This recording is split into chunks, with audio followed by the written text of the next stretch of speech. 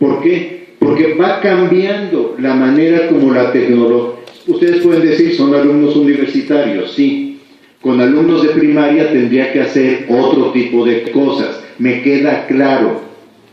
Pero los únicos que las van a poder hacer son ustedes como profesores, nadie más.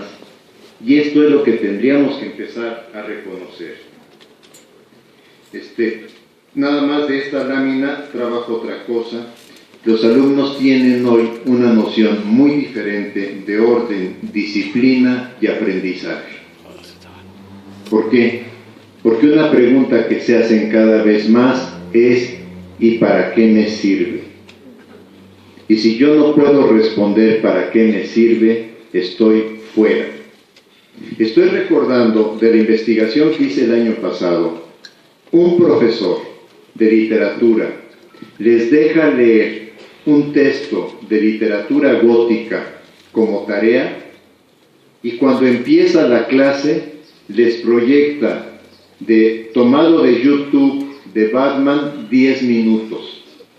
Les proyecta 10 minutos tomado de YouTube de Batman. Y después les hace 3 preguntas para que las trabajen entre ellos. El autor que hizo la película de Batman, ¿qué elementos retomó de la literatura gótica que ustedes leyeron? ¿Qué elementos deformó? La segunda pregunta. Si ustedes hicieran un video, ¿qué harían para que apareciera mejor la literatura gótica?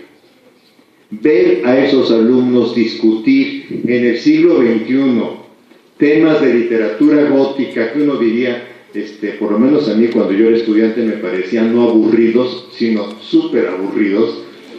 Ver a alumnos discutir a partir de esto, uno dice, qué creatividad docente. Aquí hubo creatividad docente para incorporar la tecnología y hacer que se trabaje desde la tecnología. Recuerdo un profesor de física que estaba trabajando movimiento continuo y movimiento discontinuo. Y les dijo, sus compañeros están en el patio jugando, previamente les había dicho que bajaran la aplicación Physic a su tablet. Sus compañeros están en el patio jugando básquetbol. Vayan y graben 3 minutos el movimiento de la pelota, no a sus compañeros, el movimiento de la pelota. Mientras él armó algo en su escritorio para deslizar una canica en movimiento continuo. Luego les dijo, vengan y graben este movimiento de la canica.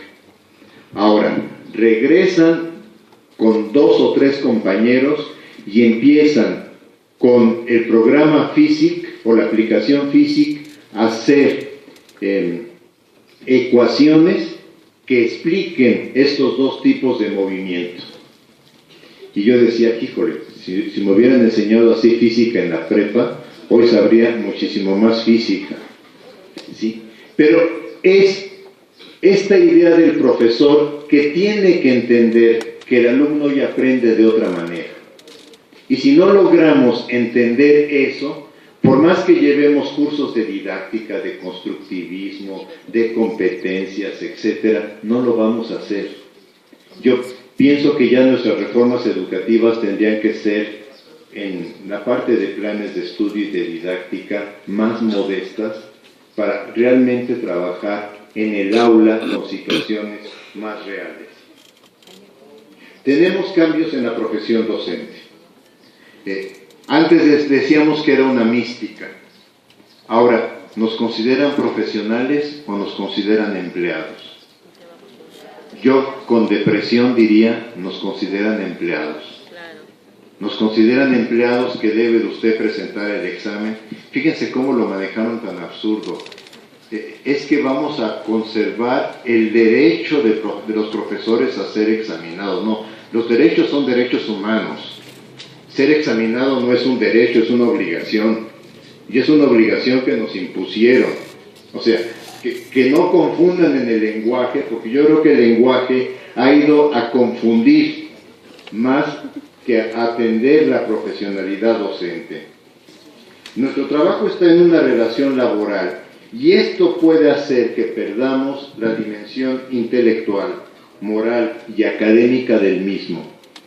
Porque yo tengo una dimensión intelectual con mis alumnos, pero también tengo una dimensión moral.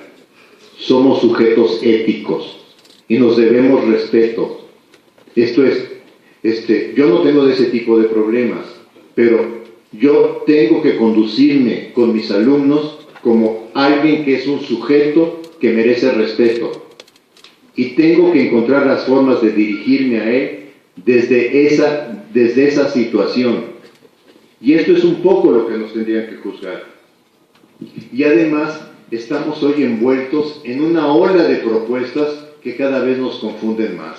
¿Qué constructivismo, qué competencias, qué didáctico, qué sistémico, qué auténtico? O sea, todas las palabrotas que se les ha ocurrido inventar en torno a la docencia, cuando la docencia tendría que tener algo muy sencillo.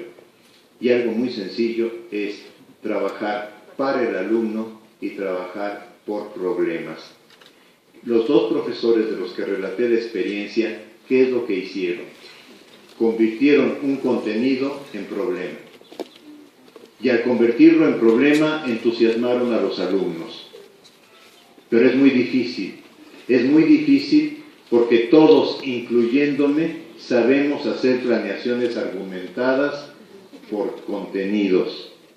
No sabemos hacer planeaciones por problemas. Nos cuesta mucho.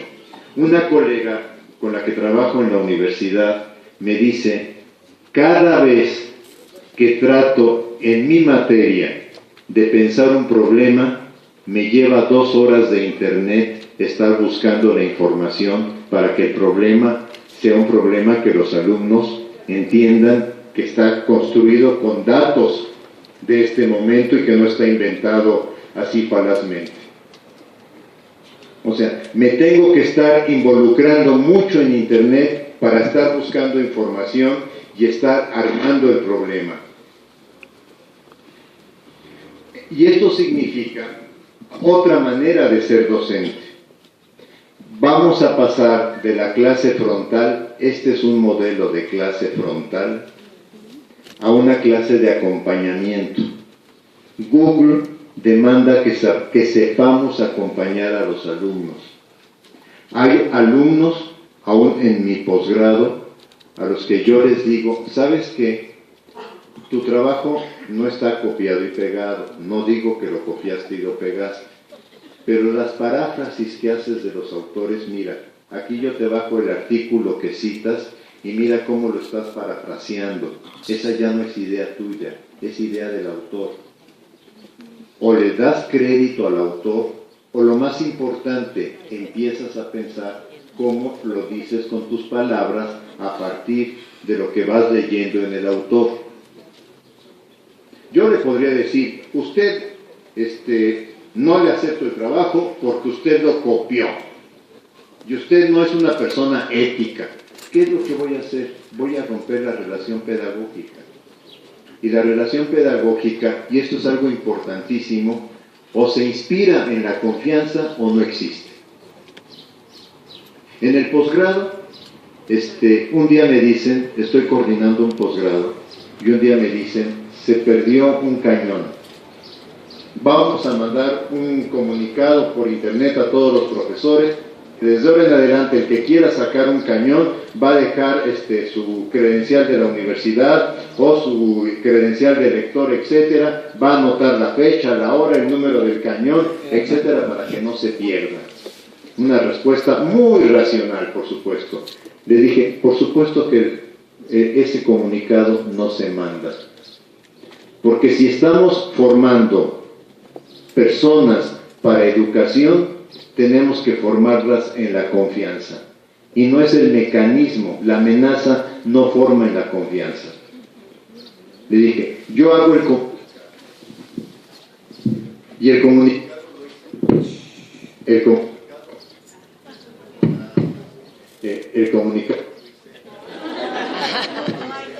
No hay comunicación. ¿Se arregló? Gracias. El comunicado lo hice diciendo: estimados profesores, me informan que lamentablemente se nos extravió un cañón. Les pido que tengamos más cuidado con ello. Les agradecería que cuando se lleven un cañón, busquen que ustedes o alguno de sus estudiantes lo devuelva a la coordinación. Y les pido a los estudiantes que cuando encuentren un cañón que está solo en un salón, que por favor lo regresen a la coordinación. ¿Cuál fue el resultado? Al día siguiente yo tenía el cañón. O sea, al día siguiente yo tenía en la oficina el cañón que estaba extraviado. O sea, yo parto mucho de la idea: si somos incapaces de tener confianza en el otro, ¿para qué le hacemos en educación? Hay otra profesión que se llama policía. Sí, esa profesión se encarga de eso. Nuestra profesión no. Sí, nuestra profesión no se encarga de ver quién cumple o quién no cumple. Nuestra profesión se encarga de ver cómo ayudamos al alumno a aprender. Hay también, por ejemplo, un profesor me dice: ¿qué piensas? Estoy en ambiente universitario. ¿Qué piensas de un alumno que me dice: no estoy yo a gusto con el resultado de mi calificación y no sé si me deje rehacer el trabajo para mejorarlo? Y me dice, y yo le digo: pues yo se lo dejaría, ¿por qué no? Si él es el que está diciendo: no estoy a gusto con lo que he obtenido, deme oportunidad de mejorarlo, ¿por qué no le voy a dar oportunidad de mejorarlo? Es parte de cambiar estos criterios de: no, usted tiene 7 y Samuela tiene sus 7. Si él quiere mejorarlo y quiere hacer el esfuerzo, que haga el esfuerzo. Y si no quiere, a veces yo lo puedo invitar: ¿no te gustaría intentarlo de nuevo? O sea, recuerden, los grandes pedagogos, lo que nos han mostrado Freinet, Montessori, etcétera, no es tanto sus métodos o sus técnicas, es su capacidad de tener confianza en el alumno. Y decir: si no hay confianza, ya perdiste, todo lo demás que hagas ya lo perdiste. Entonces, en este sentido, yo pienso que nuestra tarea hoy es crear otro tipo de entornos de aprendizaje. Y ¿saben qué? Trabajar con los valores. Cuando salió en el sexenio de Fox y luego en el de Calderón, que ya regresaba la moral a la escuela porque regresaba la educación cívica, por favor, es una tomadura de pelo. O sea, es enseñar la Constitución y varios reglamentos. Es como un colega que les preguntó a los del INE: y el factor de situación ética y valores, ¿cómo lo exploras en el examen con los maestros? Y les contesta: les preguntamos sobre la Constitución y la Ley General de Educación, etcétera. Pues discúlpame, eso no es ética. Eso es conocimiento de la legislación. En mis tiempos se llamaba una materia legislación escolar. Y entonces ahí nos enseñaban la legislación, pero eso no nos hacía ni más ni menos éticos. La relación ética yo creo que empieza con uno mismo, con respetarse uno mismo, con respetarse uno mismo como docente.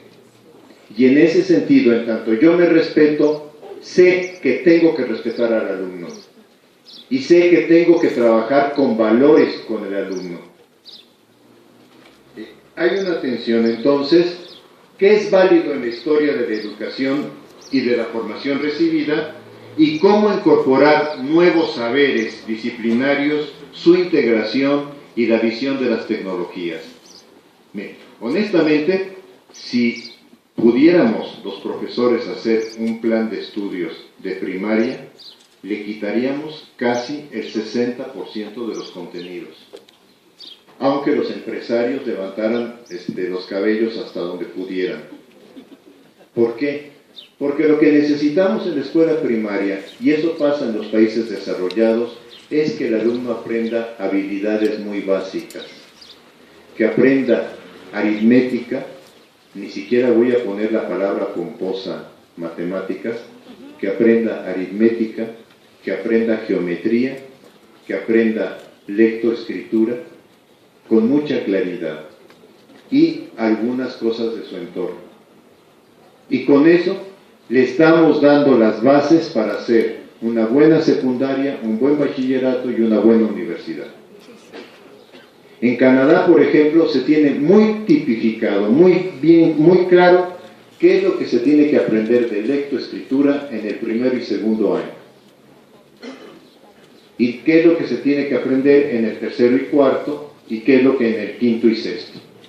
Y entonces, el esfuerzo docente se puede concentrar en ello, y da mucha libertad para integrar temas del entorno que van siendo relevantes para los alumnos.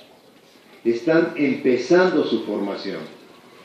En México, desde que yo me acuerdo, tenemos planes de estudios cíclicos. Esto es, en primaria hay que ver todo.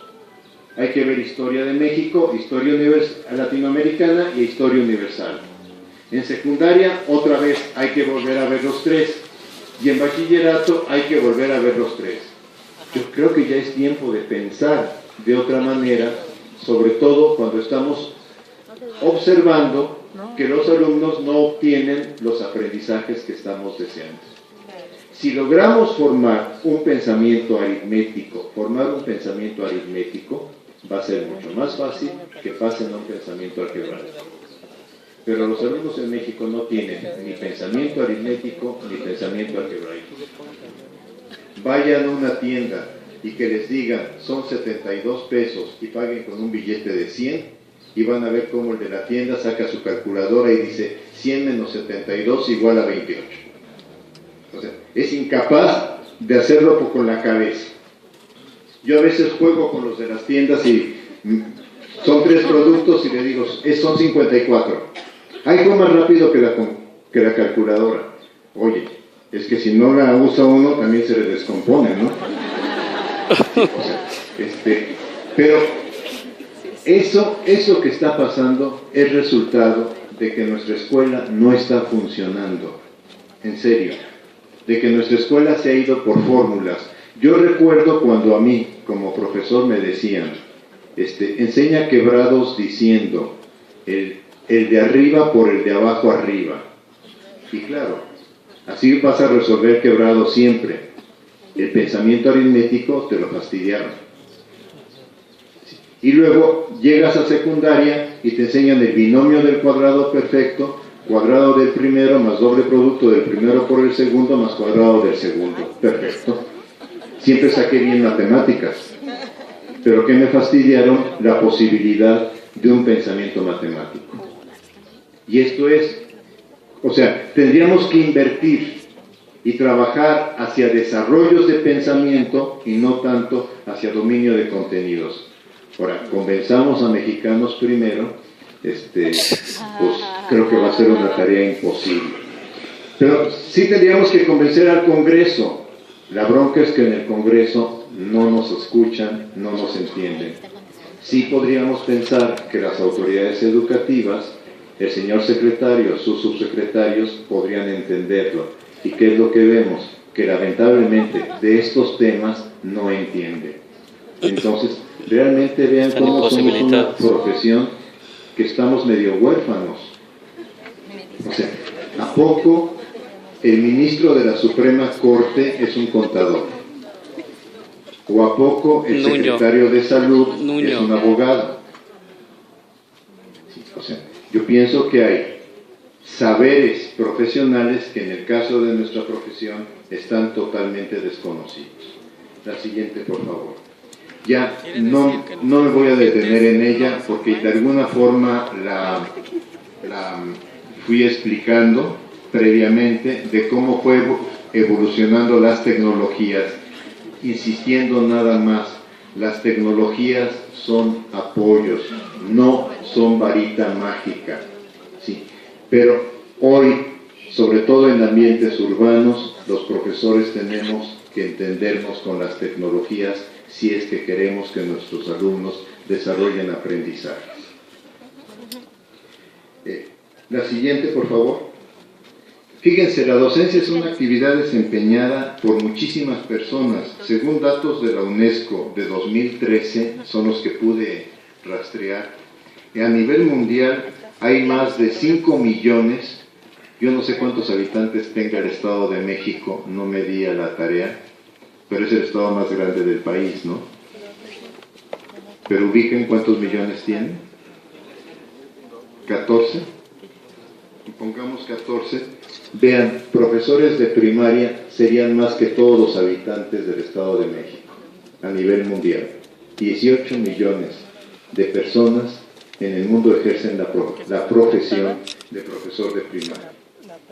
Todos trabajamos mediante un contrato con el Estado, sea directo o indirecto, porque aún los que trabajan en instituciones privadas tienen que responder a los planes de estudio que el Estado ha establecido.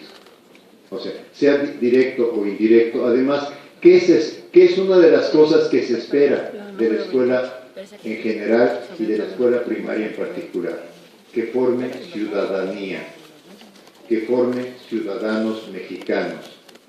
Y eso ya no importa si es público o privado. Puede tener distintos énfasis, pero eso es lo que se espera. Pero ¿cuál es el problema? La siguiente, por favor, dice características, docencia, que según la sociología de las profesiones, una profesión debe tener elevado estatus, trabajo intelectual, un cuerpo propio de saberes, regulaciones claras sobre quién ingresa, ejerce, un gremio capaz de promover el conocimiento y autonomía en el trabajo. Vean ustedes cómo esto, en el caso de la docencia, está puesto en entredicho. El elevado estatus, yo creo que si algún momento en México la docencia no tuvo estatus, es en este momento. O sea, algunos profesores en otras investigaciones que estoy haciendo dicen, me da vergüenza decir que soy profesor. Recuerdo una investigación que hice hace muchos años donde le pedí a mis estudiantes, porque no es fácil a veces acceder para nosotros los investigadores a ciertos ambientes, y yo siempre he hecho trampitas. Entonces, había un congreso del CENTE y le dije, pues vamos a aplicarles a los profesores unas encuestas sobre qué piensan de carrera magisterial. El tema no tenía que ver nada con el sindicato. ¿Qué piensan de carrera magisterial?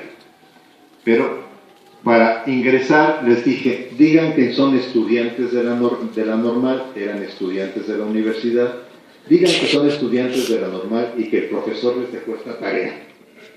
Y así se metieron a hacer la encuesta. Me llamó mucho la atención. Uno de los alumnos, de las alumnas, me reportó, ¿sabes qué me dijo la docente a la que entrevisté? No seas tonta, deja esta carrera y vete a otra. O sea, así la recibió cuando estaba haciendo un cuestionario sobre qué piensas de carrera magisterial. Es muy interesante porque nos va indicando cómo el profesor se ha sentido desplazado en esta sociedad.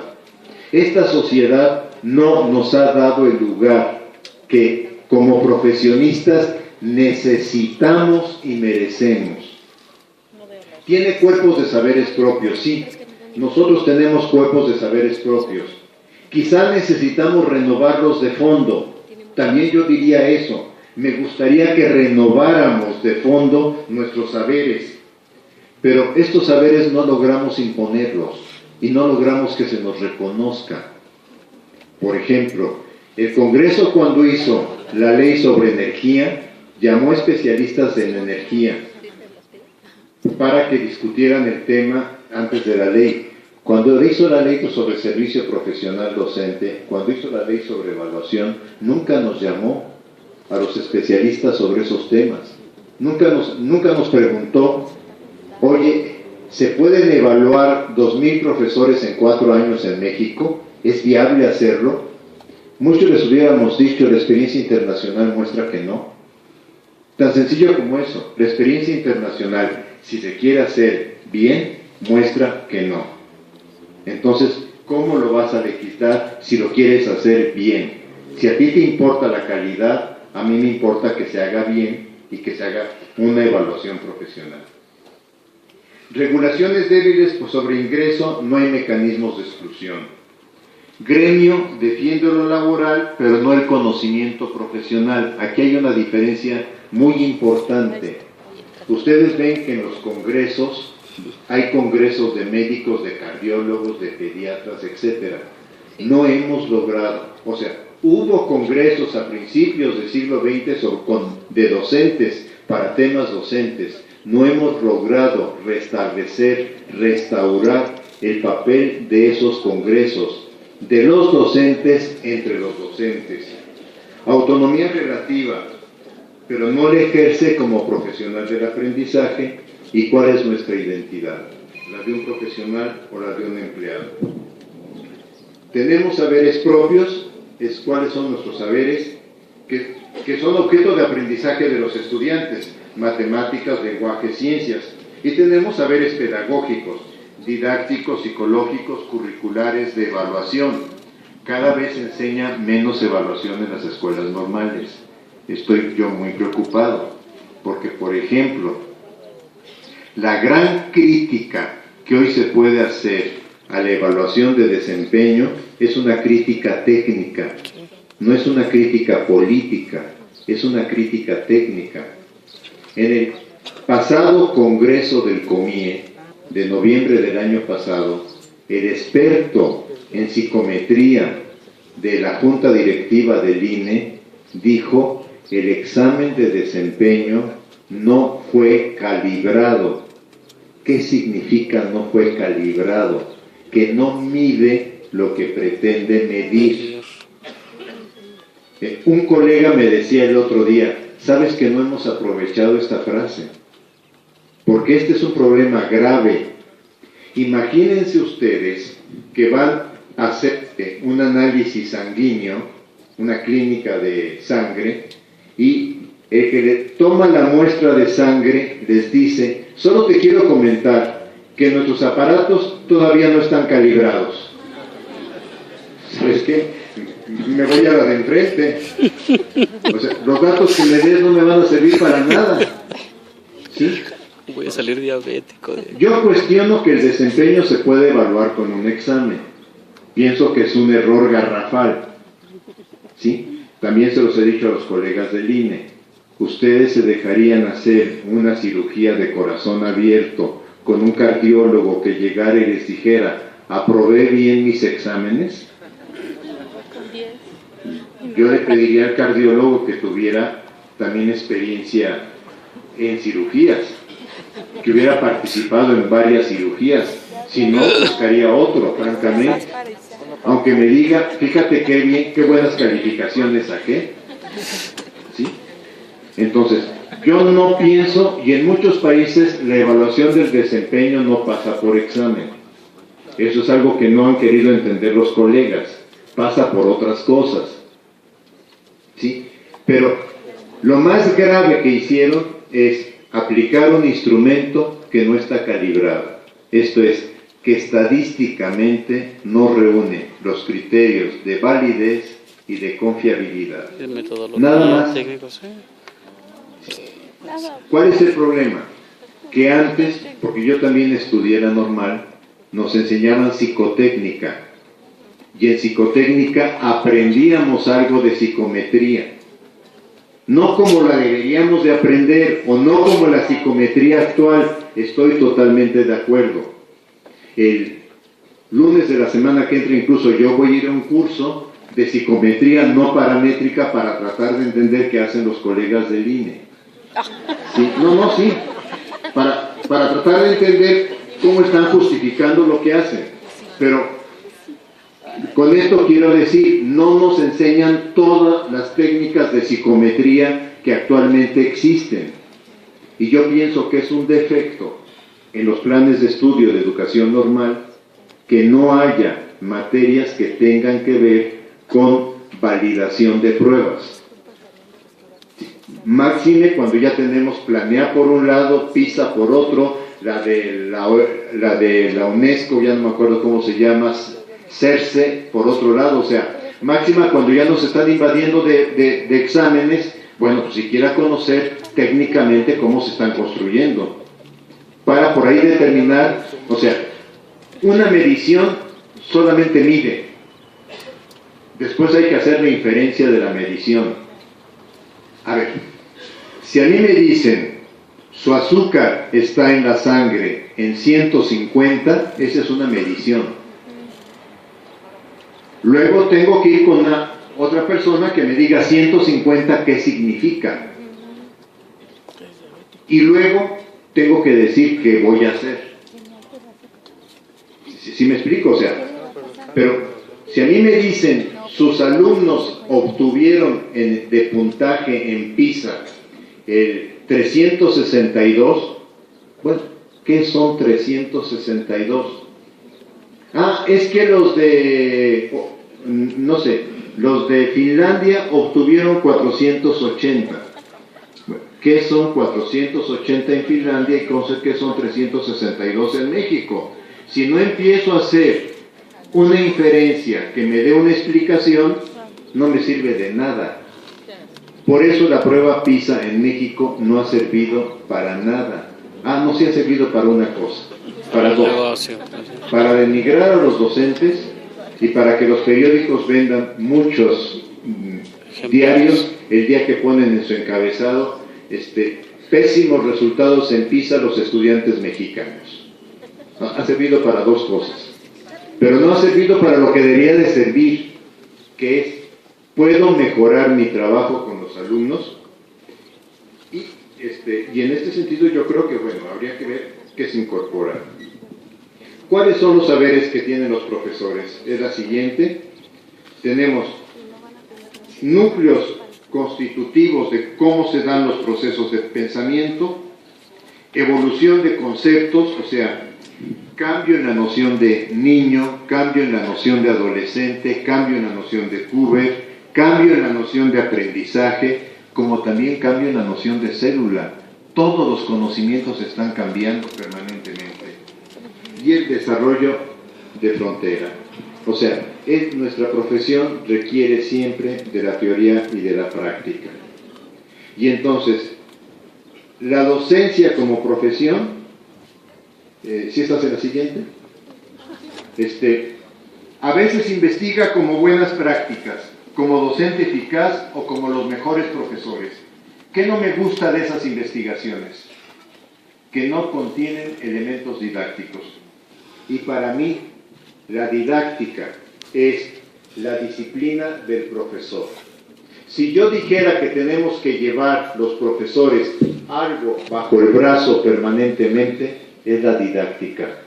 Porque es la disciplina que piensa como profesor cómo puedo construir entornos de aprendizaje para mis alumnos. Mi tarea es esa, construir entornos de aprendizaje para mis alumnos. Y reconocer que todos los docentes trabajamos en situaciones particulares. Y en la formación continua, reconocer es una dimensión profesional e intelectual de su trabajo. Yo les digo, voy a ir a un seminario para estadística, no para métrica. Me lo impuso que saliera yo evaluado como insuficiente. No me lo impuso eso. Me lo impone mi propia necesidad de conocer. Y yo pienso que a los docentes nos están tratando como niños chiquitos. Usted tiene que llevar más constructivismo, porque no didáctica. O sea, los libros que han puesto en la guía para preparar el examen son constructivistas, no son didácticos. A mí que me perdonen, pero son de Tobón, de Laura Frade, de Frida, que está bien que los constructivistas se interesen en temas de docencia, pero los docentes necesitamos didáctica. Esa es nuestra disciplina. No es su hermano. ¿Por qué Merieux nunca está? ¿Por qué un profesor que tiene más de 20 libros en didáctica nunca aparece? ¿No merecería también ocupar un lugar en esa literatura? Y entonces, estamos en la tensión. O nos van a obligar a formarnos, y entonces yo voy a tomar el curso que diga, y lo que está pasando ahora, el TEC de Monterrey, que dice cómo me va a formar en competencias, o tendríamos los docentes que empezar a descubrir como cualquier profesional, qué cursos son los que a mí en este momento me ayudarían a mejorar mi práctica. Y vean ustedes los ejemplos que coloco al lado derecho. A los médicos nunca les dijeron, usted tiene la obligación de llevar un curso de microcirugía. La microcirugía apareció y los médicos empezaron a actualizarse. Y ahora que empiezan con otras técnicas que no sé cómo les llaman, donde meten la computadora también, y ya la computadora es la que hace la cirugía por ser más precisa, pues seguramente los médicos van a empezar a actualizarse en estas tecnologías. O sea, de alguna manera tendrían que reconocer que los docentes como profesionales también asumimos lo que vamos a hacer. En instancias de formación, ¿qué temas nuevos se pueden ofrecer al profesional?